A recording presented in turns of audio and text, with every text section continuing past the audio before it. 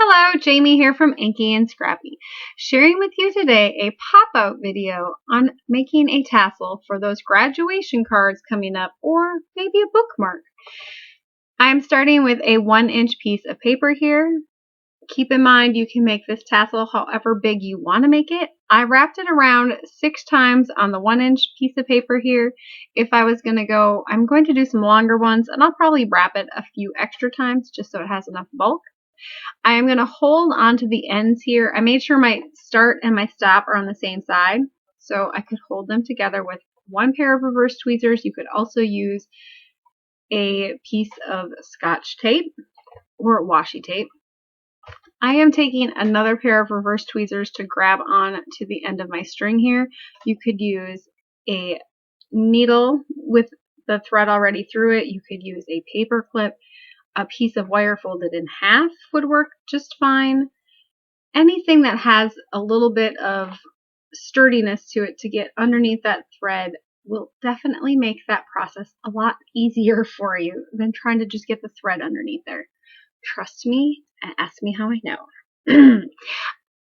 Add a dot. I added a dot of glue after my first knot here, and this just helps to secure that knot. I don't have to worry about it slipping out. Once it is dry, it is going to be set.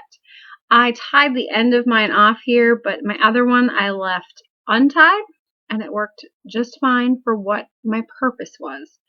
But if you're going to add it to something, you're probably going to want a knot on the end. I will trim that down, and then I will take this off of the piece of paper and just slide that out there. And I'm not going to I don't cut my ends on this one yet until I'm done with the other piece. So on that tassel, it has the little, kind of like a little poof. So I don't know, a head of a tassel, and then you have like the strings of the tassel. So by doing this step, you keep those strands together better, I guess. I don't know, it's what a tassel looks like. So I'm just going to take another piece of thread and tie that around everything. And yes, magnets and metal tweezers work wonderfully together. I did end up abandoning ship on the tweezers. You can either try to get it started and go around. You can wiggle up. This was probably the most tedious part of the whole process, was getting this second one tied, and it was probably because I was having magnet issues. My fine motor skills are not always what they should be. I don't know. That's why I drop stuff all the time. So I'm just going to tie that one just like I did the other one. Add that dot of glue to make sure that this stays, because I want to be able to cut these fairly close to the knot. And I don't want them to unravel or undo, because I want to be able to let my tassel hang loosely, and this way I don't have to worry about it coming undone. So I will do a second, knot through here, and that shall secure it.